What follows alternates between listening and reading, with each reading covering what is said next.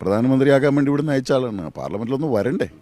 അദ്ദേഹം പാർലമെൻറ്റിൽ വരുന്ന പ്രവണതയേയില്ല. വല്ലപ്പോഴും കൂടി ഇങ്ങനെ കറങ്ങി തിരിഞ്ഞ് അവിടെ ഒന്ന് വരുന്ന കാണാം. എനിക്കൊന്ന് ഒപ്പിട്ടച്ചും പോകാൻ വേണ്ടി വരുന്നതായിരിക്കും, ഈ അറ്റൻഡൻസ് കാണിക്കാൻ വേണ്ടി. അങ്ങനെ വന്നിട്ട് പോയി പാർലമെൻറ്റ് അകത്തൊന്നും ഇരിക്കാറില്ല.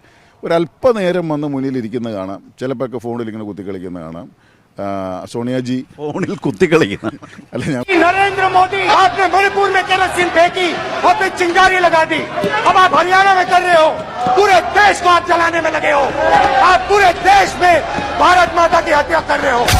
भारत माता को मारा आपने, मणिपुर के लोगों को मारकर भारत की हत्या की है।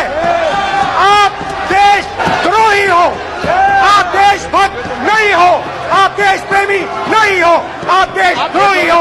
आपने देश की हत्या मणिपुर में की। स्पीकर सर, इन्होंने मणिपुर में हिंदुस्तान की हत्या की है।